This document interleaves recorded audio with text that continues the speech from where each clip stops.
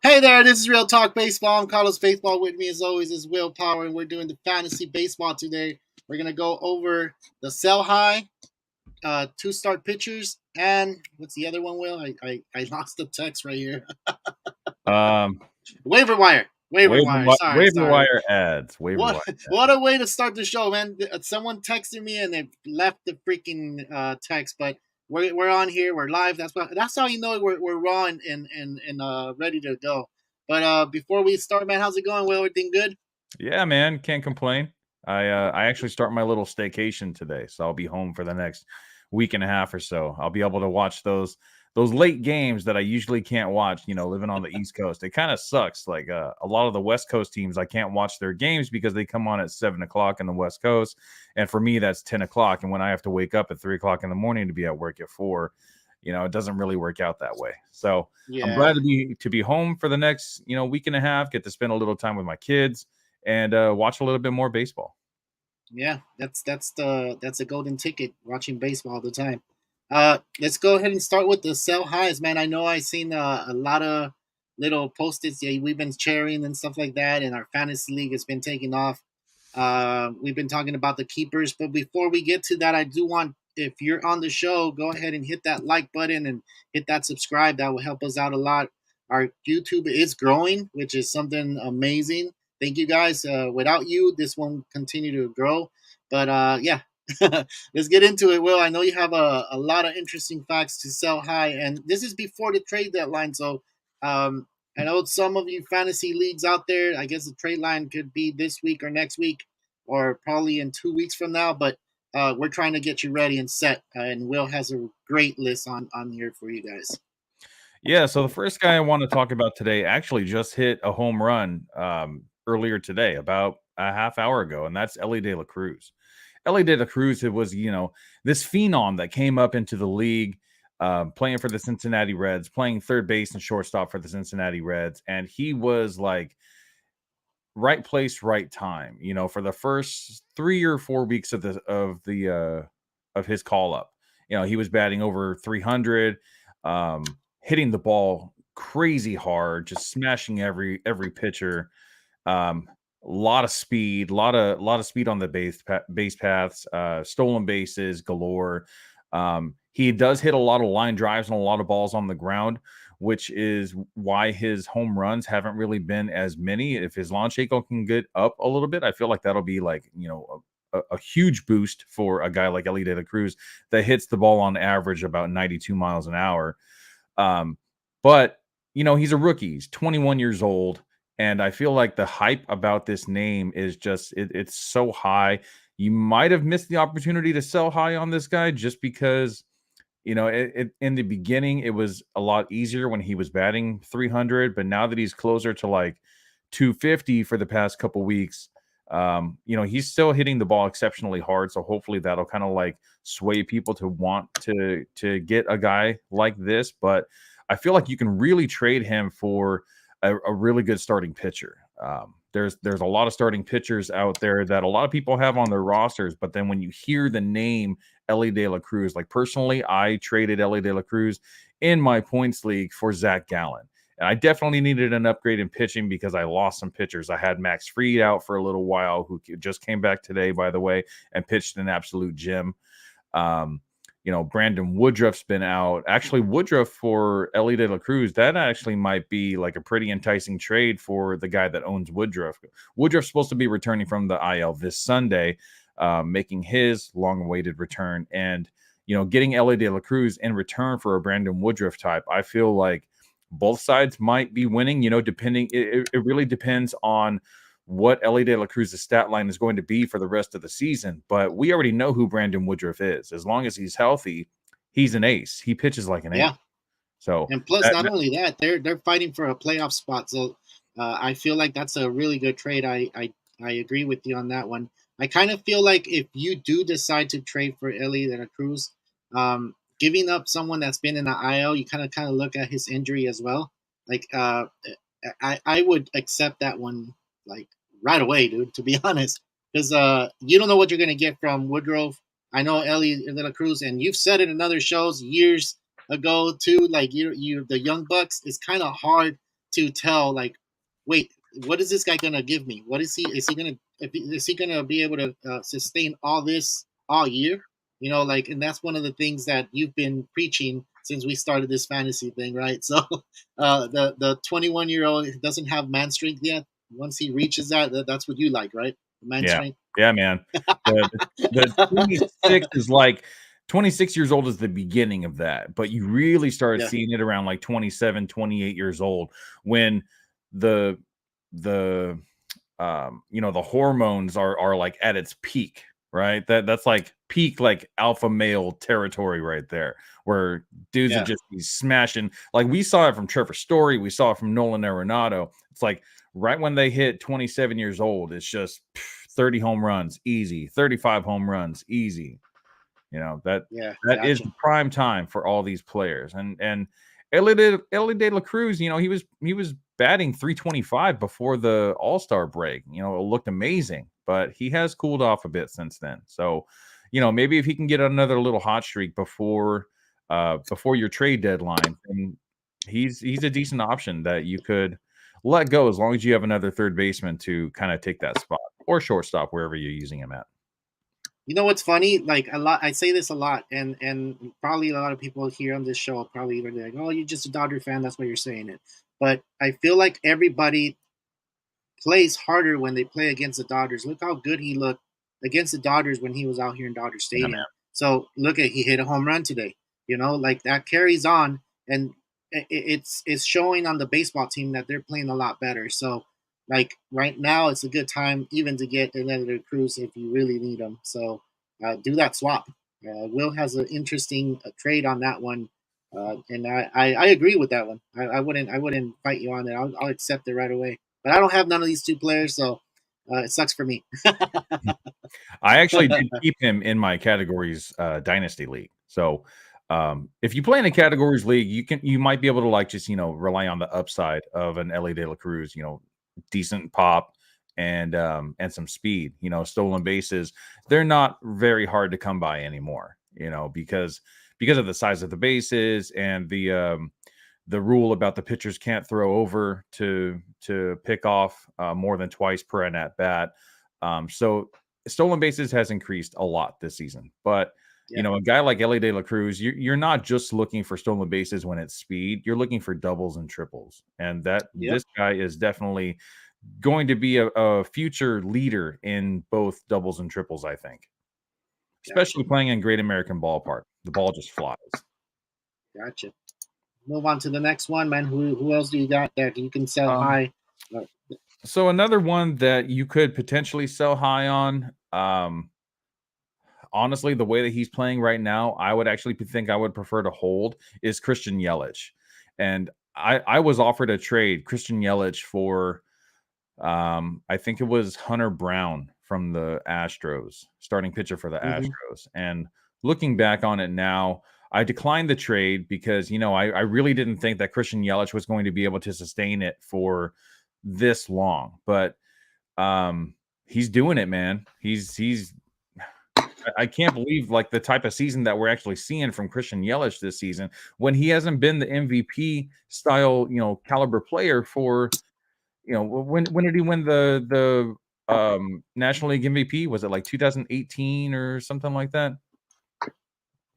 But this 2018, I believe it was that he won it. Yeah. sorry, I think I just like swallowed a pepper seed. Oh, that's not good, man. For a Ah. person that's talking on on a podcast, it's not good because they're gonna be like, Woo. that's All not right, good. It's not gotta good. stay away from those peppers before I get on. Did you let it out? Did it go Yeah, out? No, no, yeah, no. I Yeah, okay. leaned now. My eyes are watering a little bit. Yeah, a little bit, a little bit. So It's all, far it's this all good. It's all theatrical though. It's all good. It's suspense. Go ahead. so far this season, Christian Yelich is batting 291, 374 on base percentage, almost 100 points higher than his batting average, which I absolutely love. Slugging percentage at 478. OPS is 852, has 16 home runs and 22 stolen bases. And these stolen bases are kind of coming out of nowhere because last year he had 19 for the whole season. So now he already has 3 more, and we still have like 2 more months to go. So I really like what I'm seeing from Christian Yelich. So actually, I would definitely prefer to just hold on Christian Yelich and kind of like see where it takes us, because we've seen the type of caliber player that he's been in the past. And the thing that has been really like kind of hindering him is the back injury that he's been that has plagued him since the year after he was since the year after he won MVP. But just look at those numbers right there. The last month he's batting 354 with over 1,000 OPS, 6 home runs, playing in they just changed the name. It was Miller Park. I don't remember. Great American Family Field. Is that what it's called? Something like that. I don't remember. I don't know. They change the name all the time. I know. And now they're starting to put the like little patches on their jerseys of like sponsors and stuff like that. It kind of sticks out like a sore thumb to me. I don't really like it, but I understand these players are making a lot of money, so the teams have to make some extra money wherever they get a chance. So whatever, I get it. But yes, Christian Yelich. If someone offers you something amazing for Christian Yelich, if you can get like I don't know, like what's a starter that you want for Yelich? I would say like if you had Yelich. If I had Yelich, I would probably be going after like Zach Gallen or maybe Zach Wheeler. Zach Wheeler, who has been, hasn't had the most amazing season, but he is on the incline right now. I feel like last 2 months of the season, Zach Wheeler is probably going to have, a really, really strong ending to this season. So you think so? Yeah, I think so. Yeah. Okay. All right. I think that's a good trade. But I don't know. I would like to see, and you said it when you started talking about Yelich. It's you would like to see him hold out, but sometimes the leagues do have a pitcher. The pitchers are making more points than these hitters are. So yeah, you also have to kind of like read your lineup. If you have too many outfielders, then Christian Yelich is a definitely sell high. Exactly. The problem is if he actually turns out to be, playing like this the whole season, you're missing out on an MVP caliber player for the rest of the season, which could have. Those numbers don't lie either. Those numbers aren't lying. Like, he's a game changer, man. 73 runs scored. I mean, this graphic that I made was actually for last week's show, so it doesn't even show the updated stats for this past week. So he's probably already up to like 77 runs, 78 runs, something like that. So great counting numbers.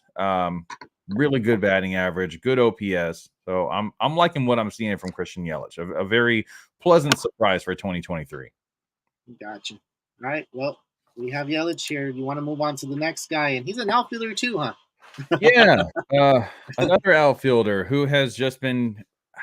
Now this one is a definite sell high for me. If I had this player, I would not want to hold on to him, and that is Cody Bellinger. So Cody Bellinger currently is he's batting .312 with an expected batting average of 254. And that's the thing that gets me is he's getting a lot of luck as of late. He's hitting the ball not too hard. Exit velocity is at an 87.3 this season. Last season was at an 89.4. So exit velocity on average is down about 2 miles per hour.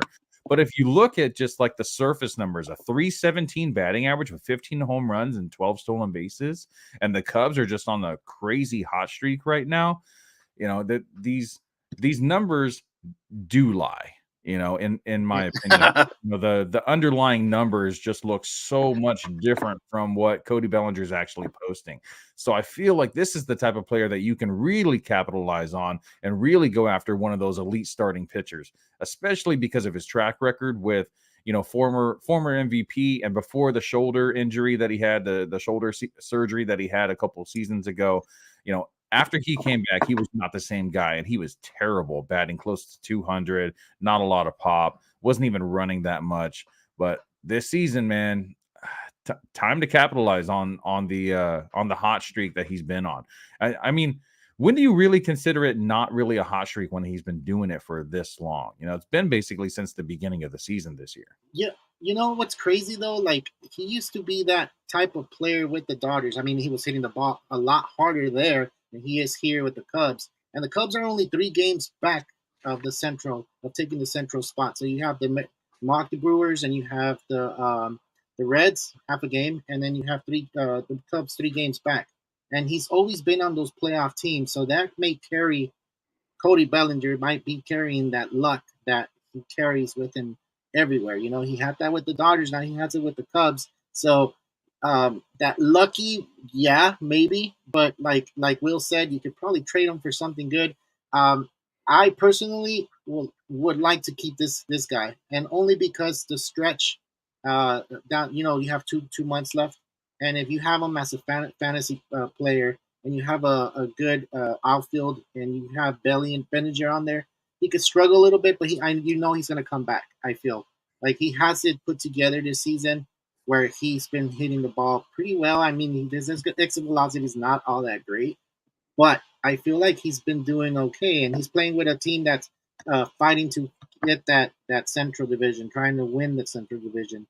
And they did it in the beginning of the season, right? They were in first place for 2 months, and then they haven't been there since. But I feel like they still have enough, and they have a hot streak going, Yeah. which is pretty good. So Yeah, and another thing about Bellinger is he's cut his strikeout rate a lot. So last year he was at a yeah, 27.3, and the year before at 26.9. This year he's at 15.6. So he's not swinging and missing like he used to. The he's on not. base percentage is actually looking pretty decent. 369 on base percentage. That's pretty good. And his Yeah, slugging percentage has actually gone up since the last time I checked. It's at a 538. And the expected batting average is up a bit also. It's up to 267. So if he can maintain closer to a 270 batting average the rest of the way and keep his strikeout rate down, that's an incredibly valuable player, whether it's in points or of course. whether it's in categories leagues, especially because he's hitting home runs, 16 with 15 stolen bases so far. And this guy right here, Tony, he's saying that this hat is fire. It's an old school logo right here. We're gonna have to take it old school one of these days. Well, Yeah, I um, actually in the off season I wanted to print a bunch of shirts and hats, so I think I'm gonna do that. This was actually just like a cheap little hat that I bought from like one of those little like bodegas like that they got on the side of the street. So say it with me, bodegas. bodega. Yeah, you got it. You got it. Yeah, well, this guy's a big time Cody Bellinger fan, so he loves it. I Yeah, mean, he is. he loves that we're talking about him. I'm pretty sure he took his shirt off already because of it. You know, he's a big time Bellinger fan. But yeah, dude, let's continue with the show, man. Let's go to the next one, and I know you have more players that you can go ahead and then this one's a pitcher. You might be able to trade or hold for this guy's. I don't know. Yeah, I have three starting pitchers that we could talk about right now. The first one I want to talk Okay. about is Kenta Maeda. So just look at the numbers from last season. Last month. A 2.93 ERA with 36 strikeouts and 27 innings. Only has one win, but that's because the Twins haven't really been playing good baseball lately. But his K rate is up from previous seasons. The ERA is looking amazing. I believe he just had a really good start again in his last outing. And Kenta Maeda, we've seen him be, not elite, but pretty close to it. He started out with the Dodgers, coming over from I believe it was the KBO, the Korean Baseball League. When you look at his numbers for the season, a 4.53 ERA and 11 starts, that doesn't really look too good. But when you're looking at just like July, in July he had a 2.93 ERA in 27 innings pitched with a 1.05 WHIP, and in June he had a 1.80 ERA with 12 strikeouts in 10 innings. So it looks like the strikeouts are up for Maeda, which is very weird. It's never really been part of his MO. He's been more of like a fly ball pitcher, putting the ball in play a lot. But pre All-Star break, a 5.18 ERA, post All-Star break, a 3.48 ERA. I think he's closer to like a 3.48 ERA the rest of the way. But capitalize on this 2.93 ERA that he pitched in July. There's a lot of guys out there that would really like this type of starting pitcher. Now, I don't really believe like what I'm seeing here. Um, the expected ERA is at a 3.72, overall. So I think that's a little bit closer to like what he's actually going to produce for the rest of the season. But I feel like you could really get something solid in a Kenta Maeda trade. This is the type of guy that we've been using as a streamer for the past couple seasons. I don't even think he pitched at all in 2022, which could hinder him at the end of the season. Also, innings limit or whatever the Twins decide to do. Yeah, yeah. I remember him with the Dodgers, and he did really well, like down the stretch. Actually, in September, that's when he kind of fell off a little bit. But he's been in the league for now, like I want to say 5 years, 6 years. So that experience will take him a little bit further. But yeah, man, he had an amazing July. It's just, does he continue to have this? Is he gonna hold? And for me, like I would, if there's a trade out there for me for Kenta Maeda, I would do it. Definitely do it because like I don't know if he's gonna continue that pitching that he's had in July, and we're in August. And I know the Minnesota Twins are in first place, but again, we're talking about the Central. The Central doesn't seem like it's something special there to me. So yeah, I would definitely trade him. I mean, yeah, I don't know what else to say about the guy. Yeah, we can move on to the next now, but definitely sell high on Maeda. Yeah, If I had Maeda, I would.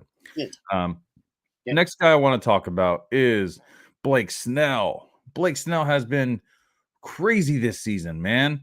2.61 ERA in 114 innings. He has 147 strikeouts. And he's always been a high strikeout pitcher. You look at the 2022 season numbers, and it's 171 strikeouts in 128 innings and a 3.38 ERA. I think that the 3.38 ERA that's even a little low on the type of pitcher that I think Blake Snell is. I think he's more of like a high threes ERA yeah, type of pitcher. Looking at his Statcast page now, updated ERA is at a 2.50 in 22 games, 156 strikeouts at 119 innings. Is not giving up a lot of hard contact. The average exit velocity is 86.7. MLB average is 88.4. So that's 2 miles per hour lower than the MLB average. The expected ERA, it's kind of like what I actually do think that he's going to be at for the rest of the season. It's at a 3.85. Strikeout rate is good, but the walk rate, dude, he has been walking so many batters this season. I think he had, let me look this up real quick, but I remember I saw that he had like 6 walks in one game, not too long ago. yeah. 7 walks against the Blue Jays. 7 walks, and he only gave up one earned run in that start. And that's the type of outing that I'm kind of scared about having Blake Snell in my lineup, because he has these amazing outings where he'll go, 6 innings with 1 hit allowed, no runs, 11 strikeouts, just a gem. But then the next week he'll give up, he's lucky, very lucky against the start against Toronto, where he only gave up 1 earned run. But when you walk 7 batters, you should be expecting closer to like 5 or 6 earned runs in that game. He got extremely lucky, and I think right now is definitely the time to sell. Okay. So you will sell him even though he's been pitching pretty good. And he has a 2.50 ERA. Has he been pitching pretty good? I mean, the ERA, it shows that he's been limiting the amount of runs, Yeah, but he's not getting the outs that he needs. And we've seen so many different times in the past where he gets pulled early. So just in his last let's go 6 starts, he's only pitched 6 innings or more twice in his last 6. He keeps on going 5, and whether that's a categories league or a points league, the quality starts means something. And Blake Snell's yeah. not the type of guy to go deep into games. We saw that in the World Series with the Rays, and we're seeing it now in San Diego as well. So I would definitely sell high, even with that upside with the strikeouts. I feel like the strikeouts might actually hinder him a little bit, just because it keeps him in. It keeps the at bat going for so much longer. Too many full counts. Too many full 3-2 counts I or got 2-2 counts.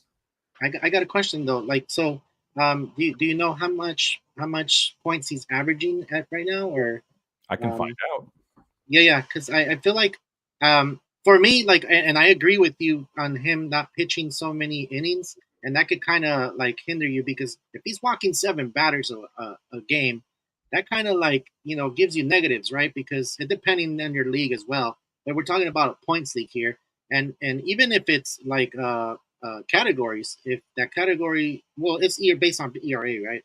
But anyway, if you have him on the points league and he's giving up 7 walks, and he's only giving up 1 run out of that. He's pitching probably 4 or 5 innings to where you should have a pitcher that's going to be pitching 6, 7. So you know what? You kind of changed my mind on this. I think I would sell. I would sell. I would definitely sell. Try to get a different pitcher or a higher pitcher for him. But I don't know if you're if whatever your league you're in. I don't know if you want to trade a pitcher for a pitcher, and I don't know if that'll even fly for some people. But some people Yeah, I mean, are in love with their player, right? Some people are in love with the player, exactly. and they see that and they go for it. And just looking at the surface numbers right here, like this doesn't really it doesn't show his base on ball percentage, Yeah, the graphic that we have on the screen. But yeah, the 127 whip, in for 2023, and then the last 2 weeks at a 156 whip. Like that's really, really high. And the walks definitely have a lot to do with that. So of course.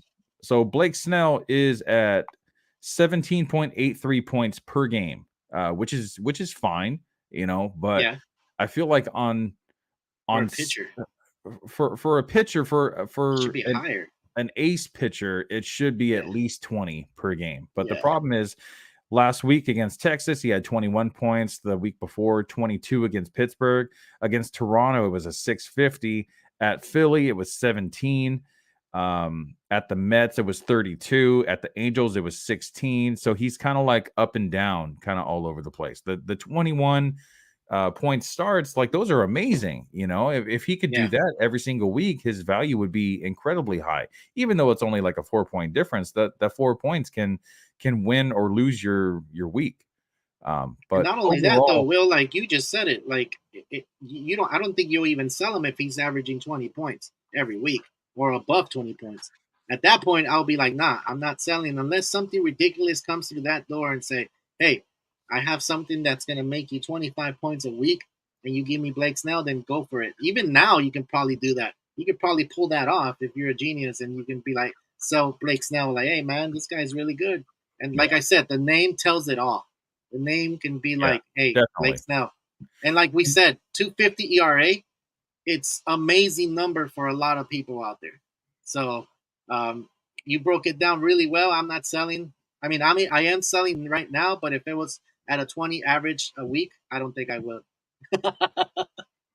So if you're listening to the right guy right here. So you Yeah, can go the ahead and thing make with that trades. the thing with Blake Snell also is he goes on these stretches where he looks like the best pitcher in baseball, and then all of a sudden his production just like kind of takes a nosedive, and he's just not the greatest anymore. So Yeah. definitely capitalize on his success, his recent success. Okay. Let's move on to the next guy, man. Who do you got? All right, next I want to talk about is I believe the guy that you either got in a trade or you traded him away. I traded him away. You traded him away. So actually Yeah, I lost you on that one. did a premeditated, will recommendation where I'm saying to sell high on this guy also, Tyler Glasnow. And Yeah. Tyler Glasnow is just looking amazing. For the season, he's at a 3.36 ERA, a 112 whip, 12.84 K9. He's looking amazing. For how The long though? For how long is that going to Exactly, happen and though? that That's is the the thing. problem, is you have to think about, like, the reason why I didn't draft Aaron Judge is because Aaron Judge gets hurt every single season, and the reason why Yeah. I don't draft guys like Tyler Glasnow or, before this, Steven Strasburg is because of the injury concerns. These guys get hurt so often, and There's some other guys that are kind of becoming that way, like Clayton Kershaw, but I don't feel like Kershaw is really at that level yet. Tyler Glasnow is the type of pitcher that when he's out, he's going to miss a significant amount of time. We've And seen, that's a problem. That's a huge problem. yeah, and going towards the end of the season, there's other teams out there that might want like that fantasy bump towards the end of the season for fantasy playoffs. So if you trust Tyler Glasnow to stay healthy for the rest of the season, then great, go ahead and hold on to Tyler Glasnow. But I personally do not. I think that he is probably going to go on the injured list at least one more time. I mean, hopefully not for the Rays' sake, because I believe they just lost Shane McClanahan. And Shane McClanahan, it's a forearm issue, forearm tightness, they're saying. So, you know what forearm tightness means for pitchers. Yeah. It looks like it's like going to be an extended amount of time that Shane McClanahan is out. So, unfortunately, for all you fantasy owners that own Shane McClanahan, just like myself, that's going to be a pretty big issue, down the stretch. But Taj Bradley just got sent down to the minors now that Shane McClanahan is possibly out of the picture. Maybe we'll see a return from Taj Bradley. And that this guy in the minors, Taj Bradley, has been just freaking amazing. So I feel like, except for when he got sent down. When he got sent down after his first run in Major League Baseball, he gave up like 17 runs in 12 innings, and he was just terrible. But then he came back to the majors, and he was pitching really well for a little while. And then he kind of like lost his confidence and started giving up a lot of runs again. But Christian Betancourt, the catcher for the Rays, compared Taj Bradley, the movement on his pitches and his command. He said that he is like a right-handed Shane McClanahan. So if Taj Bradley can get that confidence back and be that starting pitcher that he showed that he could have been in the minors in 2022 and previous, that's a potential ace for the Rays that they don't have right now. Yeah. Tyler Glasnow and Taj Bradley and Freddie Peralta, if those three guys can kind of just like lead the way for the Rays, it's still a pretty solid pitching rotation, even without McClanahan. Of course, man. And it should be one of those waiver wire type of things, right? Or not even waiver wire, but if you need to pick up a pitcher, keep an eye on that one for sure. Because, keep an eye on Taj Bradley. He's probably going to be getting the call again pretty soon. You know what's funny? I know these things, and I still feel like I don't do anything about it. I'm just like, what? What am I doing? Like, I should be on it, but I don't know. I just love baseball, man. I just love what we do when we do the fantasy thing where we're playing and we're talking about baseball players. So that's why I do it. But let's go ahead and move on to the waiver wire portion of this show. I know you have a few players in mind that you want to talk about, and this is a good, interesting topic. Yeah. So the first guy that I want to talk about is actually one of the most added batters in the recent like last week or so, and mainly because of the trade deadline. That's Jeimer Candelario. It's definitely a lineup upgrade. Moving over from Washington to the Cubs. So we talked about like Cody Bellinger earlier. The run that he's on, and a lot of the Cubs are hitting, not like they were last season. The Cubs have not been very good for a little while, but the reason why they were not sellers at the deadline is because they think that they can actually make a push and possibly win the division. I don't think that anyone in the Central is really going to get a wild card drawing. I feel like that's probably going to be either from the East or the West, just because the records kind of show that. But Jeimer Candelario, he's been looking pretty decent, man. 88 mile an hour average exit velocity, 854 OPS, a 273 batting average. He's a switch hitter. That always helps. He's 29 years old, so he's in that man strength years. So far he has 16 home runs, 6 stolen bases. So he's kind of flying under the radar a little bit, in my opinion, with his decent batting average and decent pop. So if he's out there on your waiver wire and you need a solid third baseman or corner infielder, I think Jeimer Candelario is a solid option. And let me add this, Will, because I know you said man strength, and for those of you that haven't heard the show or haven't seen the show, like when we talk about man strength, we talk about man strength being from 28 to 32 because that's where this type, where right now where we're at in the season, where it's August and September, this is where it shows. This is where if they finish off really strong, because they can, they're young enough to do it, but not too old to still continue with the little aches and things like that. So this is not a bad pick to pick up to get like on the waiver wire. Like, and when Will says man strength, this is what he means. This right now is where you kind of want to have those man strength type of players where in August and September, because I've looked at that and I'm like, damn, this is a real thing. So like Yeah. really, really pay attention to age in these 2 months. Go ahead, man. Yeah, They make a good job. Go ahead.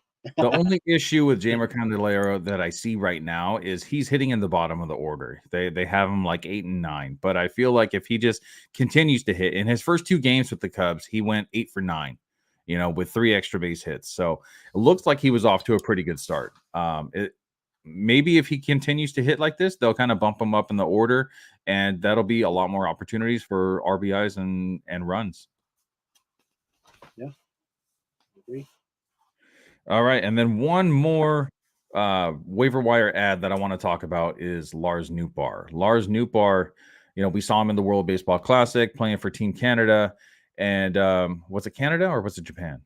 Team Japan. Japan. It was Japan. That's right. His mother is Japanese, I believe. Yeah. Yes. So Team Japan. Yeah. A lot of outfielders in fantasy baseball are interchangeable. There's so many that are just droppable and hot streaks and cold streaks, in most standard leagues with 3 outfielders. But Lars Nootbaar is starting to make his way up the ranks, especially in a points league because of his amazing plate discipline. The St. Louis lineup isn't the best scenario for Nootbaar, but if he continues to hit in the top of the order, his value will continue to rise. Mike Tauchman is another guy that we could also add, to the waiver wire. But Mike Tauchman's 32 years old, never really shown signs of being anything spectacular. So, he might be worth rostering just while he's hot. But I would definitely prefer Lars Nootbaar, outfielder, a left-handed bat. There's so many more right-handed pitchers than there are left-handed pitchers. So left-handed bats usually get the job done a little bit more often than right-handed bats do. But yeah, Lars Nootbaar batting 279, expected BA of 267, a 380 on base percentage. That's over 100 points higher than his batting average. 445 slug. His expected slug is 447, so he's right there in line. An 825 OPS. He's hitting the ball actually pretty decently hard. 90 mile an hour exit velocity. Anything 90 miles an hour or higher is just amazing. Last season, it was at a 91.7, so it's down a little bit. But his max exit velocity is at a 112, and last year was at 113. So he does hit the ball extremely hard. The launch angle is at a 5.3, which is the reason why he doesn't have that many home runs. He only has 11 home runs this season. If he can raise that launch angle just a little bit, let's get it up to like 8 degrees, 9 degrees. I feel like he'll be hitting a lot more for power. Right now, it's a lot of line drives. 14 doubles so far. No triples, but he doesn't really have that much speed. He has 7 stolen bases on the season so far. But Gotcha. Yeah, he's a good one, especially for points leagues on the waiver wire. Sounds good. I don't think I'll pick him up, but that sounds good. All right, that was your last waiver wire. Yeah, that's it for waiver wire. So yeah.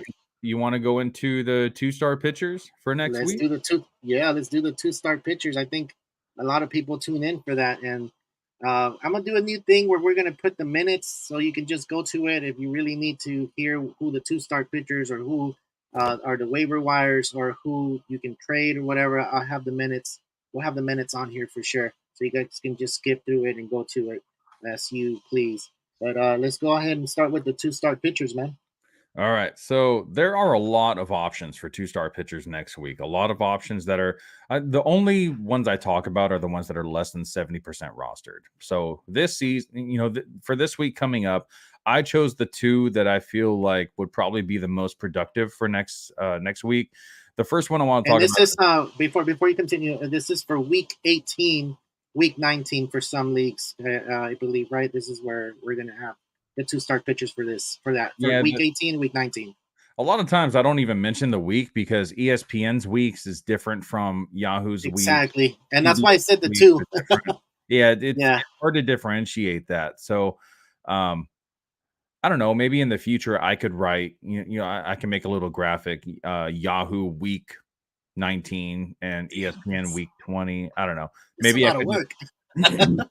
Yeah, Well, I get it. I get you. I get I you. mean, if I'm Well, making those graphics anyway, I might as well, right? just add them on, right? Yeah, Go for it. exactly. So Go the for it. first one I want to talk about is Wade Miley, 25% rostered. He's an old man. He's 36 years old, but this season he's been looking pretty good. He has a 3.01 ERA. The expected ERA is not so great, but it's so weird. On the surface, Miley has looked great, but with his 3.01 ERA, but the exit velocity is up on every pitch this season. His ERA should be a lot higher, giving up a lot of hits, switching ballparks from Chicago Cubs to Milwaukee. It should have made his production decline, and his underlying numbers show that he should be at like about a 4.78 ERA. But he's defying the odds, and he's taking his good luck into some good matchups next week against versus Colorado and at the Chicago White Sox. So both very weak teams. He's not playing in Colorado. He's going to be at home. So I feel like these are actually it's a pretty decent option to make his two starts next week. Yeah. Good. All right. So that was the first one, Wade Miley. And the second one is going to be Cutter Crawford from the Boston Red Sox. So, Cutter Crawford has made some major strides since last season. His ground ball percentage is up 37.9% from 31.4% in 2022. Line drive rate is down 18.9%, down from 28% in 2022. The pitch selection, his curveball usage is down 11.5% this year. It was 16.9% in 2022, which has gotten hit pretty hard this season, a 781 slug against. So I believe that's the reason why he's not throwing the curve as much. The mixing in the splitter a lot more. That's probably the compensation that he's been doing. He's adding the splitter in more than the curveball. He has 3 earned runs or fewer in 6 of his last 7 starts. He's been in and out of the bullpen, since the beginning of the season. So, I probably wouldn't recommend him for the rest of the season because we don't know if he's actually going to stay in the rotation or not.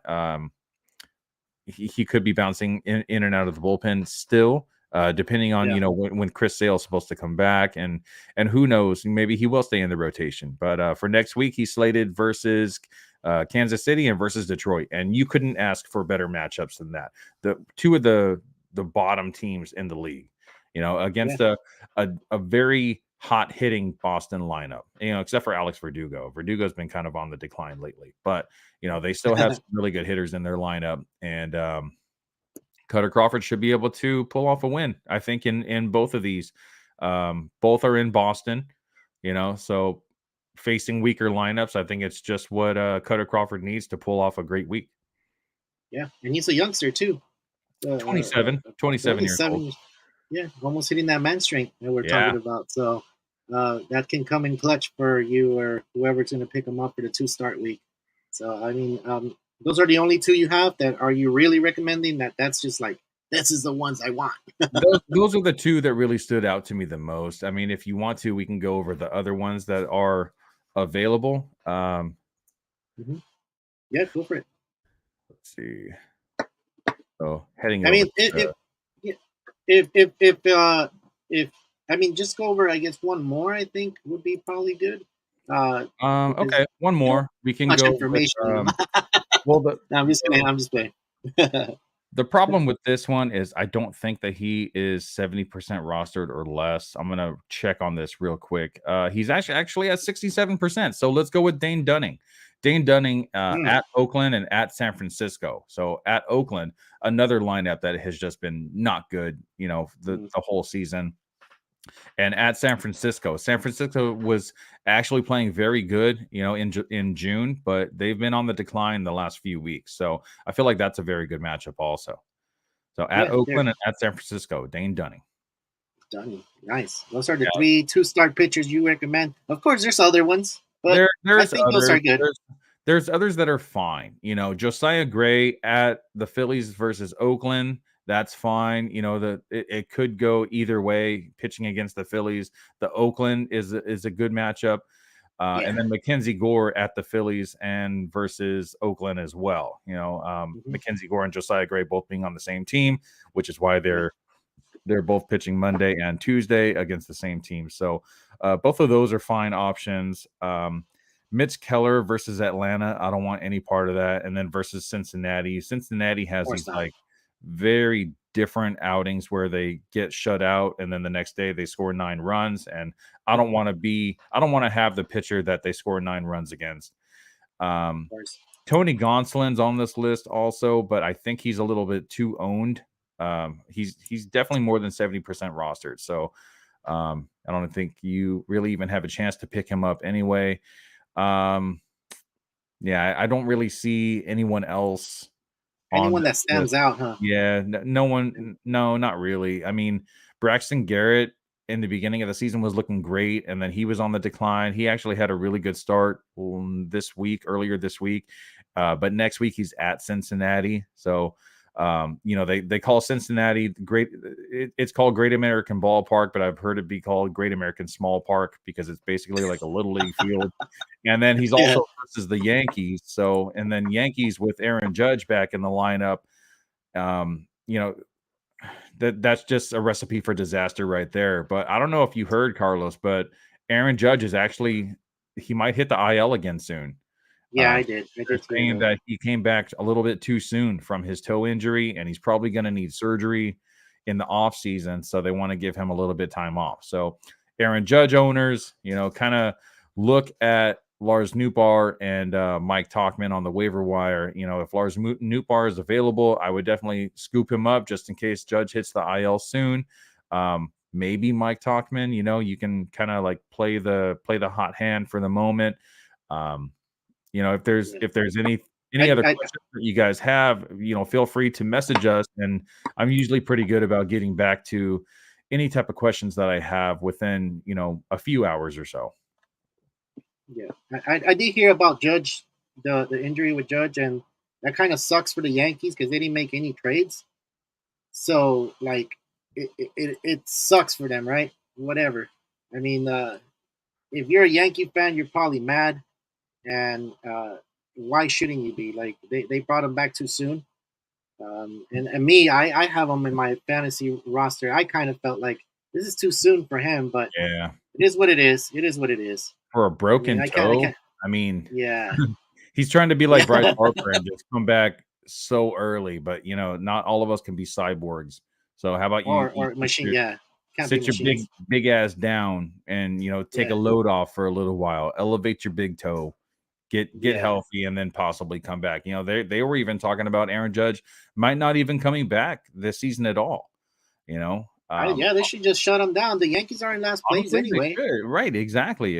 If they're not going to be a playoff team, they didn't make any moves, just like you said at the deadline. So they didn't No. upgrade their pitching, they didn't upgrade their hitting. There's a lot of guys on the team, a lot of batters on the team that are just not hitting very good, very good. And it's like Garrett Cole is really the only pitcher on the team that's actually doing anything significant. Carlos Rodon is not looking good in his recent starts. And Domingo German actually just went into rehab for alcohol abuse, so he's going to be gone for a little while as well. So Yeah. they're Yeah. just That doesn't look good. they're not looking good in New York right now. I know 2.5 games look like, oh, it's right there for the grabbing and stuff like that. And they're trying to push to get to the playoffs, whatever.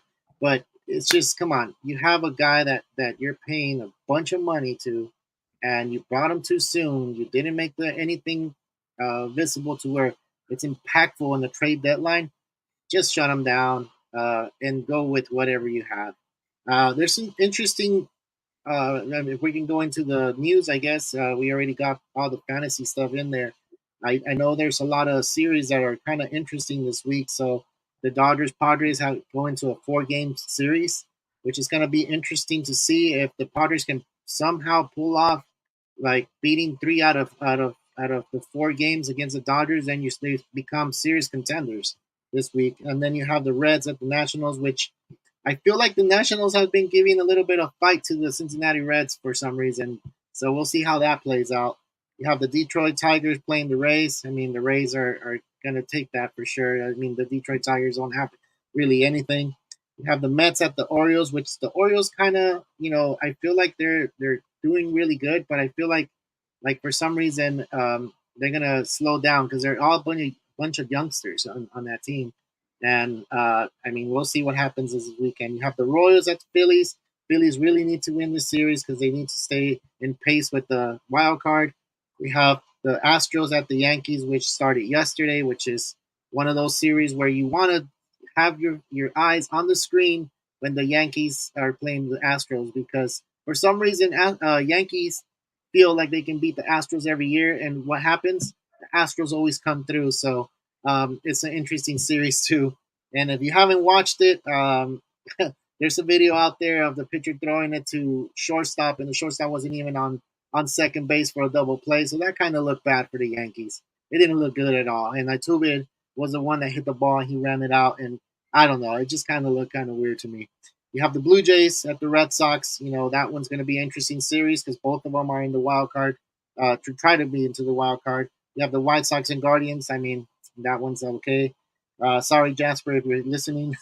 You have the Marlins and Rangers. I think that one's a really good series. You have the Marlins are fighting for that wild card spot, and the Rangers, which they're trying to stay on top of the Astros. And I don't know if they're going to be able to do it. I mean, I feel like the Astros are gaining momentum again. I just feel like the Rangers made that trade for Scherzer, and they're going to try to like win that division. You have the D-backs at the Twins. That's a first place team against a third place team here. I know the D-backs are fighting for that wild card spot, and we already talked about the Twins being in the Central. They're on top. They're 2 games ahead of everybody there. Then you have the Pirates and Brewers. The Brewers really need this series to try to stay on top of the Reds, and the Pirates right now are winning that game at 6-2. You have the Colorado Rockies and Cardinals, which is they're not even fighting for anything. I think they're battling just for last place. You have the Mariners and Angels with another wild card, which is kind of interesting here, where the Angels lost yesterday to the Mariners, which is kind of I know Ernie's an Angel fan. It kind of hurt on that one for the Angels, but this is divisional, and every divisional win counts. So the Mariners took that one yesterday. And then you have the Braves against the Cubs. The Braves are beating everybody up right now. The Cubs, so they can keep They're pace. looking They like need to try the to World Series favorites this season. Yeah, definitely. And I feel like the Cubs need to try to at least win 2 out of the 3 because it's a 3-game series. I don't think that's going to happen, but we'll see at the end. Yeah, we'll see at the end. But yeah, that's the whole series this weekend. If you have any questions, or you have anything to ask about fantasy baseball, Will is always here. He's been on top of it all day, every day. I don't even have to say anything, dude. You've been on it all year. So we've been having 2 shows. Even on our show, they have fantasy questions, which is amazing. Which is if I don't know it, I reach out to him, or sometimes if I know it, I'll just answer it right away. We're really knowledgeable baseball people, not only in fantasy but in anything about the game. So yeah, just reach out for that. And before I continue to something else, Will, I just want to ask, um, it's gonna for the fantasy picks and waiver wire. I forgot to ask, is there someone out there that like if you really need to pick them up? And I should have asked that at the beginning, but if you really like are in a rush, and maybe a 2-star pitcher will help a lot more. And you just said the 3. I know those 3 are probably not going to be available because there's people in everybody's league that are really active on it. But if let's say there's someone that you really, really need and you really need to keep up, it's kind of like, I kind of don't want to, but I'm just gonna do it. I'll pick them up. Do you have So someone like that? there is one player that I actually want to highlight that is available in most leagues because a lot of people haven't heard the news. But Walker Bueller is getting set to Oh, make his rehab start pretty soon.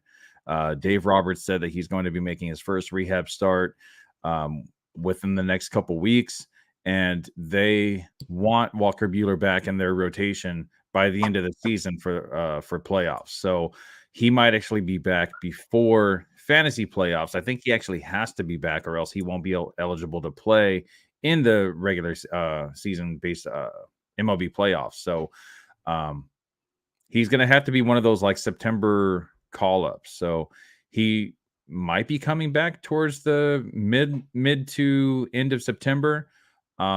Just coming back from surgery, that's going to be a little rough for him to be able to go deep into games. He might have some growing pains in the beginning, but Walker Bueller is the type that you want on your team if he's available. So check your wow. waiver wire. If Walker Bueller's out there, he's currently only 34% rostered. So Yeah, definitely check if Walker Bueller is available. If you dude, have an IL slot, that's great. You can stash him. If you don't, hide him on your bench because you don't want to be the one that's left out. yeah, and dude, he's ahead of his schedule, right? Yeah, He way is, right? So okay, another cool. All cyborg. right, yeah. Well, this is his second Tommy John surgery, so he knows what to expect. He knows what routine he needs to do. He knows how to throw. He knows what to. He knows what to expect, soreness and all this other stuff. So I got a feeling that he's gonna come back strong. And I mean, dude, that one's good for everybody that's listening right now. If you have the ILs, I know there's a lot of fantasy leagues that don't have that IL spot, but Will just said if you have a bench spot, I mean, go ahead and stick them in there. I think it's a great pickup. And coming from a Dodger fan, we trust in Bueller, so we need him out there for September and going into the playoffs. I know we reached the end of their show, but before we go, I know Will, you have more stuff to say, right? Well, I got one more. Go for it. So this guy, I believe he's going to be pitching on 5, 6, 7. So it looks like he's actually pitching on Monday. I wonder why he's not on the 2-star pitcher list. But Seth Lugo has been looking pretty amazing his last couple starts. At Colorado, went 7 innings, only allowed 5 hits, 2 earned runs, and 9 strikeouts. And then versus Pittsburgh, he went 7 innings, 3 hits allowed, 2 earned runs, and 8 strikeouts. So Seth Lugo's been looking pretty good. He's only 46% rostered currently in Yahoo. He does have a tough matchup on Monday versus the Dodgers, but he might be the boost that San Diego actually needs to. So just Joe Musgrove actually just hit the IL also. Joe Oh, Musgrove, okay. So that's why. he That's why shut he's probably down. not on the two start. On the two Um, start because Rich Hill is probably taking over Lugo's spot, and because now Musgrove's hitting the IL, he's probably hitting his yeah, spot. that makes Yeah. sense. Okay. That makes a That lot of makes a lot sense. of sense. So, Okay. yes, Seth Lugo. Let me actually see who the Padres are playing at the end of the week so we can see what type of matchup that actually looks like. Yeah, it's not a bad. And this one's more like I really need to, and I don't have any other options, and I Mm. might roll the dice on this guy. Go for it. So, it's going to be a road matchup versus Arizona. So Ooh. Arizona hasn't been looking like the team that they were in the beginning of the season, where they were just mashing everybody. Christian Walker's been a big part of that, but lately he's cooled off. A lot of the Diamondbacks players have cooled off, so that's not such a bad matchup. It is a little bit scary, facing the Dodgers because of the rivalry there. The Dodgers always end up trying to play harder against the Padres, especially since Manny Machado went over to the Padres and started talking all that crap. I Uh, think it's the other way around, though, Will. I think it's the Padres trying to play harder against the Dodgers, and they're always trying to well, show off. I feel like the Padres have this like we're better than you mentality now, and then the Dodgers have like that little like settle down, little boy. Let me teach you how it's done. Like that type of Ooh, mentality. You sounded too serious right there, man. I was like, what? What is that? And not only that, but they're facing the Diamondbacks, which is another divisional rival. And usually these type of teams, when they play each other, it kind of brings up that spark. It ignites them for some reason. I said this at when we were talking about De La Cruz, how he kind of sparked it up against LA, against the Dodgers. When he started his career, it was against the Dodgers. He came out to LA, he kind of sparked it up again. So that type of stuff happens to these teams. But I will roll the dice on Lugo if I really needed him. He has been pitching good as late, so I mean, why not, right? Uh, Last takes, man. We hit that hour mark already. Thank you guys for listening. And if you haven't hit that like button or that follow, please do so now if you can. If you don't like what the content we have, put it on the comments as well. That way we can improve our shows. We have a show on Monday and we have a show on Fridays. So you have your questions, go ahead and leave them there. But last takes on the show, Will. Nope. Walker Buehler. Adam. Walker Buehler. And for me, I guess I just said it, so I'll leave it there. I'm CarloBaseball. This is Will Power. Real Talk Baseball. Signing out. See you guys.